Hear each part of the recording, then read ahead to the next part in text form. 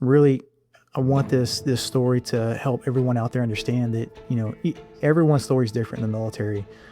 For me, it's not some, combat trauma that I've gone to that's caused PTSD and I'm struggling with. It's a very benign issue that many would look at and say, man, that's nothing. Why would you even give that the light of day or even bring that up or talk about that or admit that. I say that because, research shows that, a lot of military members out there are dealing with these kinds of things and are keeping it close hold of the chest because they're maybe embarrassed about talking about these things or admitting that they've got a problem or they don't know how to solve this problem. I remember waking up to two medics kneeling over the top of me rendering aid, and one of them looked pretty concerned, and he said, hey, his heart rate is starting to drop again. He's going to go out again. And I passed out again. Long story short, after many tests, the doc finally came in and said, hey, look, what you're going through is severe anxiety disorder, and that's what you have. And you're going to have to deal with that and figure that out. We can give you some medication to help you, and that'll help reduce the side effects and help you get through it. But you're going to have to go talk to somebody. So they gave me some medication to take. Really, I forget what it was at this point. It was one of the name brand drugs for, anxiety. I'm taking that, and, this was towards the latter end of my time at JBLM, right before Rice was born. And I remember being on the medication, and it completely changed who I was, even from what I was at that moment. I remember sitting in the bed one day, just completely numb, and I legitimately contemplated wanting to commit suicide in a very real way. And I remember it scared me very badly because I knew how real that thought was, and I had never experienced that thought before. And thank God at that point I took all that medication and threw it down the toilet and was like, I'm not taking this. And this definitely made this way worse than what it was, and I immediately went to a therapist, started talking to a therapist. Welcome to the Serving with Faith podcast, a show exploring Christian leadership principles in today's military. Now, here is your host, Michael Cuddy.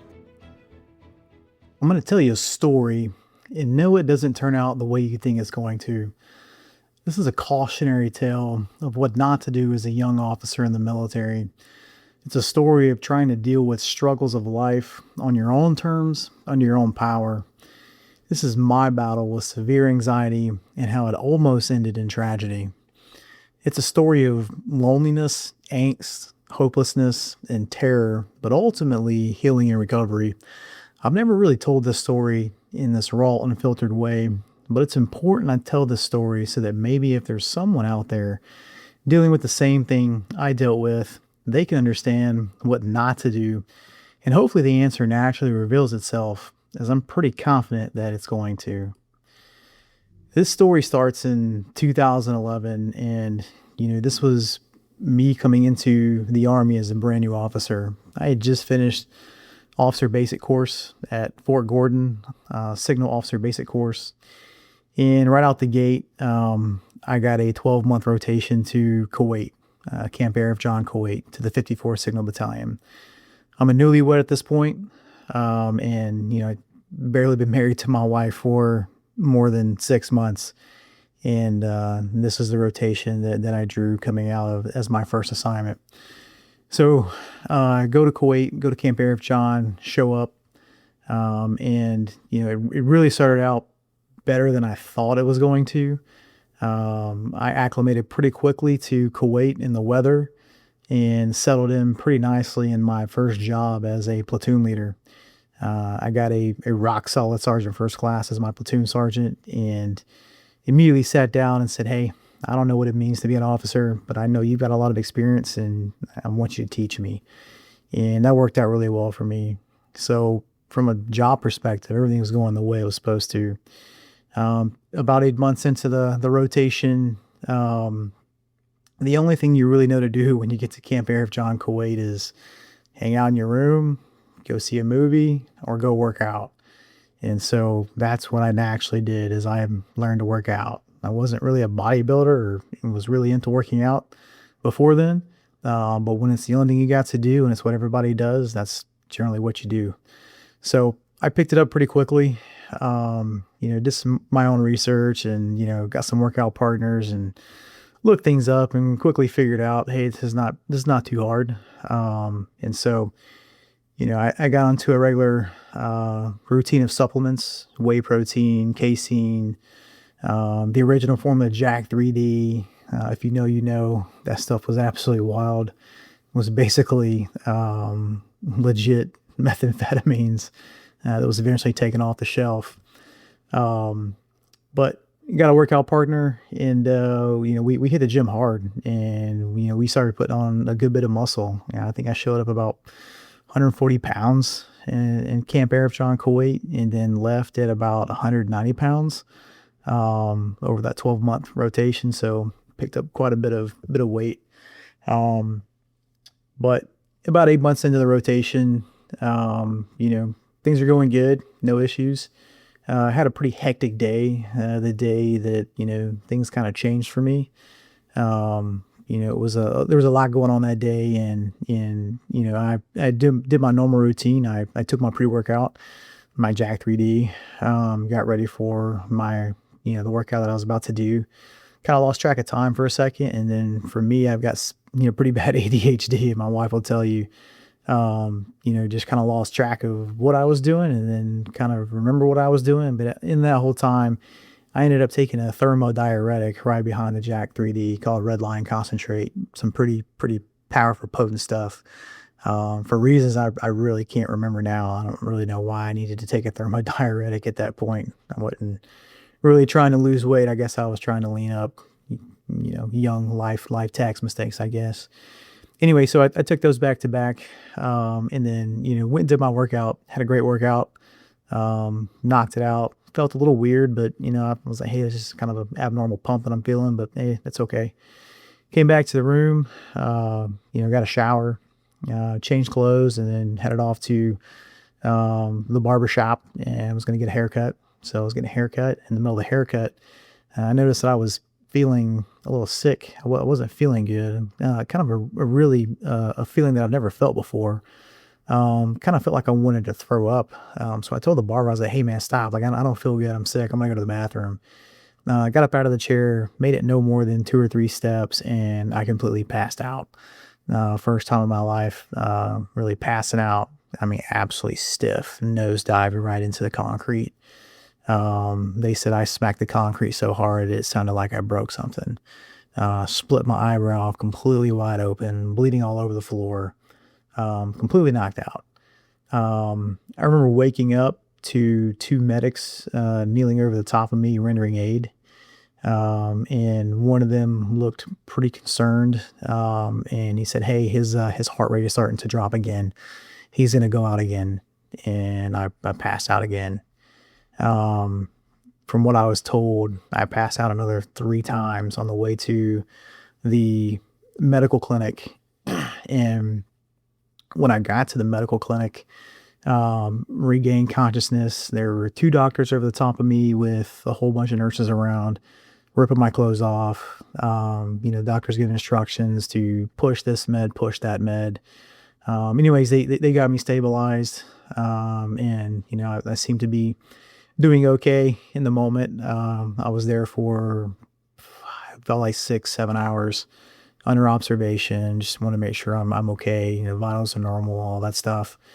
Doc eventually comes in, and we sat and talked and said, hey, let's try to figure out what happened, because he couldn't really understand, because my vitals came back pretty quickly after they stabilized me. But basically, the combination of Jack 3D and the Red Line Concentrate nearly stopped my heart.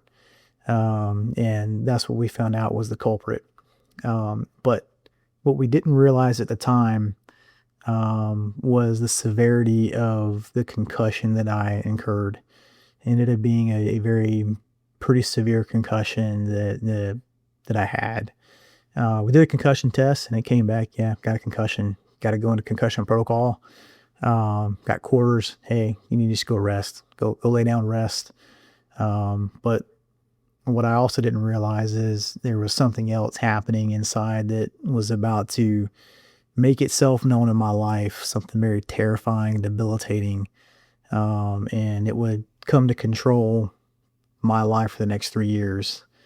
I go back to my room, and I'm laying down, trying to rest. Any type of light just absolutely killed me. It was a struggle to look at anything with any sort of brightness, tremendous amount of headache, and just generally didn't feel good. Kind of felt like my equilibrium was off. But we knew these things were going to be temporary side effects until the effects of the concussion wore off. So I knew I was going to deal with that. But then I started to feel something else, something that I never felt before, and it was this internal sense of dread and doom and a feeling like I was going to die. And the only way I can really describe this from a physical standpoint is my heart rate completely went up. I mean, like 180 beats per minute, really high, like I was doing a sprint workout. And I found it very hard to catch my breath and try and get my heart rate down. It felt like there was something wrong with me physically. And I remember, sitting there feeling like, man, I'm gonna die right here. It was a really weird feeling. I got up, um, walked around, and it kind of calmed down. And I calmed down, and I'm like, okay, I'm good. This is just the side effects of the concussion. It's no big deal. It's okay. Um, made it another couple days, and things seemed to be okay. And then the feeling kept coming back, and I couldn't quite understand it. I went back to the doc. Doc did vitals. Hey, you're good. You're good. You're just probably just side effects of the concussion, and just understand that's what it is, and try and relax, and you'll be okay eventually. So me wanting to be, a good soldier, a good officer, I didn't really want to talk about it or admit that there was something going on. But it was absolutely debilitating and controlling every aspect of the way that I view things. I remember knowing that if I was in some sort of confined space, I would instantly, it would jack the anxiety up a lot. If I sat down into the DFAC and was going to eat, I realized that, it was very difficult to do that. And I felt like this fight or flight response. And so I needed to really either stay and fight it out, or I had to get up and leave. And 9 times out of 10, getting up and leaving would, make things better. I was able to kind of calm down and relax and compose myself, and then eventually go back in and finish what I was doing. But I knew that my rotation was coming up to an end, and I had this long 12-hour plus flight coming back, and I knew that was going to be a struggle. With being in a closed confined space like that, I knew that was going to be an absolute struggle, and it was. That was the most difficult flight I've ever had in my life, and it was just absolutely terrifying the entire time, trying to sit in that seat for 12 plus hours, flying all the way back to the United States. Remember we got to Boston on the plane, and as I'm debarking the plane, coming off, hitting in the airport, the anxiety almost felt like it ramped up, which was kind of, unlike that in a because I still didn't know that anxiety is what I was dealing with. I still thought I was dealing with some sort of physical condition that no one identified yet. So knowing that, I felt an extreme sense of like, you're about to pass out, bro. Like, you got to get some medical attention. An airport staff worker noticed what was going on. Said, "Hey, are you okay?" And I was like, "No, I'm not. I need some medical attention." EMS was called. They came, got me, took me to Boston Regional Medical Facility. And on the way there, I passed out, and came back to.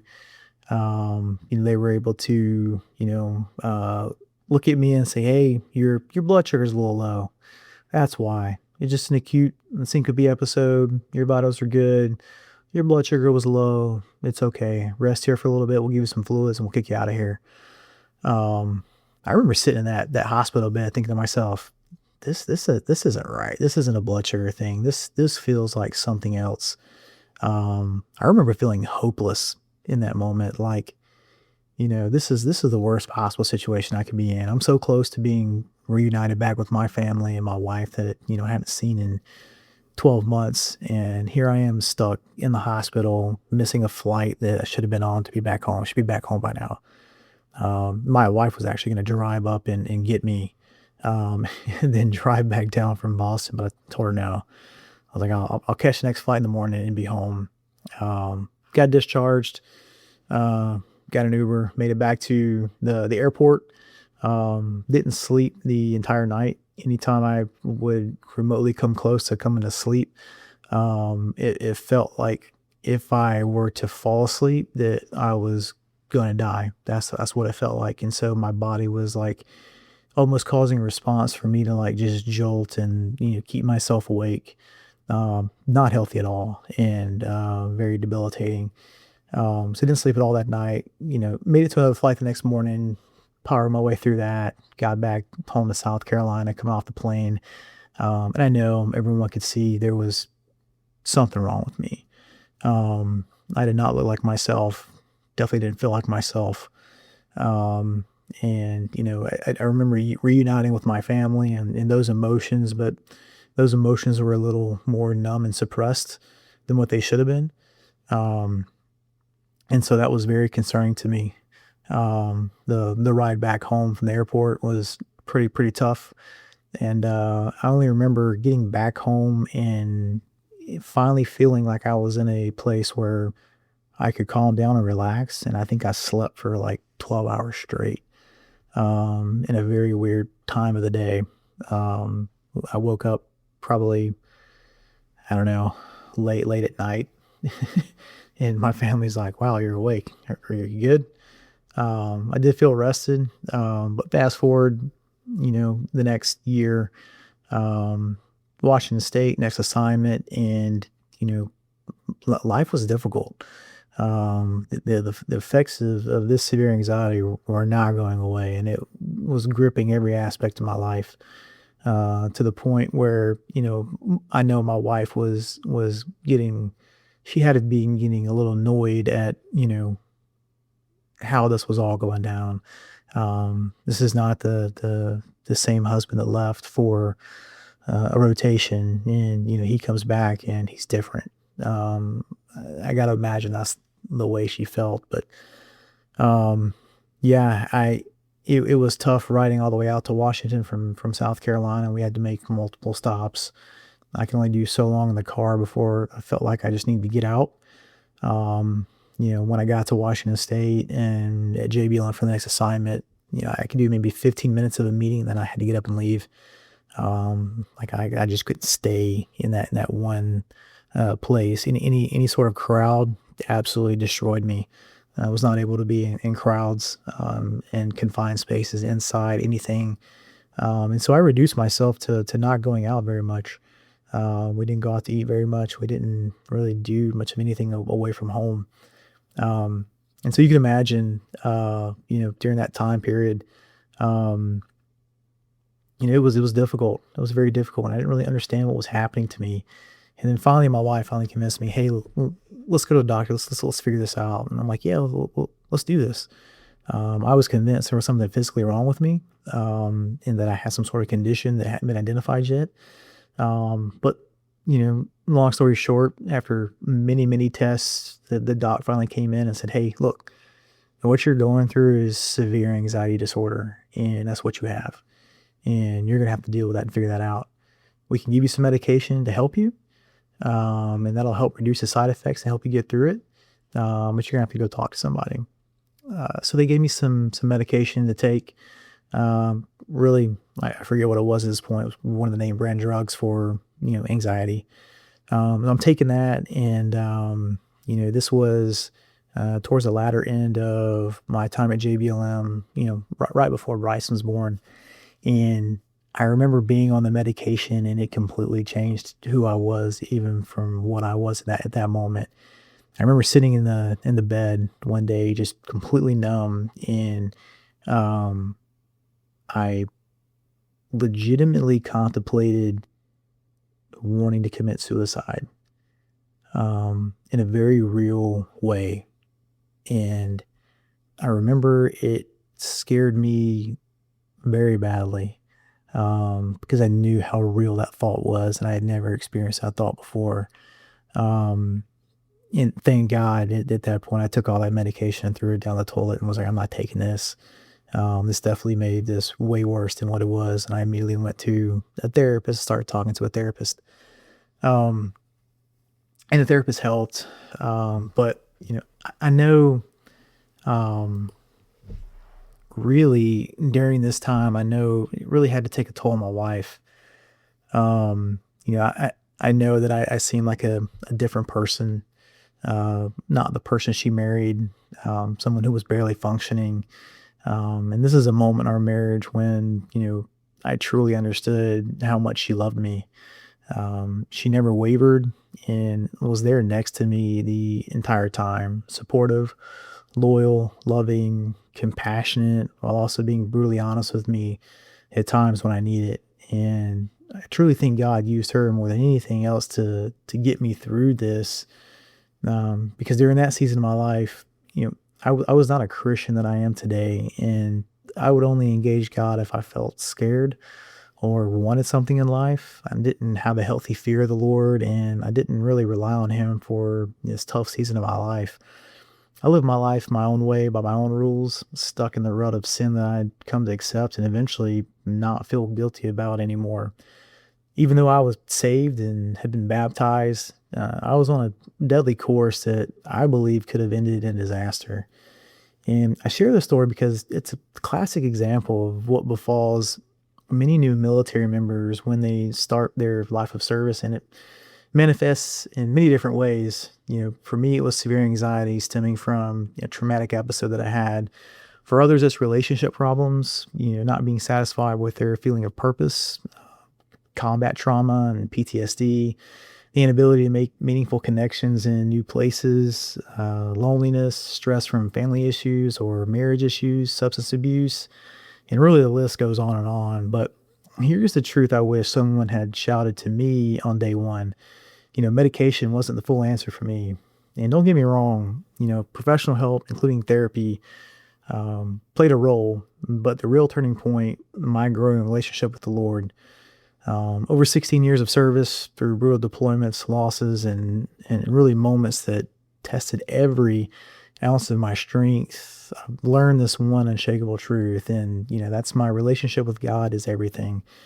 When I finally surrendered and truly surrendered, He stepped in with power I could never muster on my own. He takes what I can't control and handles it. I've seen it over and over when I trust Him and lean on Him, He sustains me, He provides, He never fails. Now listen close, this doesn't mean the storm magically vanishes. The battles are still there. The pain doesn't disappear overnight. But through obedience and total surrender and a holy reverence for who He is, God carves a path forward. He gives hope. He gives comfort. He reminds us He's all powerful and able to protect us, even when it doesn't feel like protection in the moment. Think about it.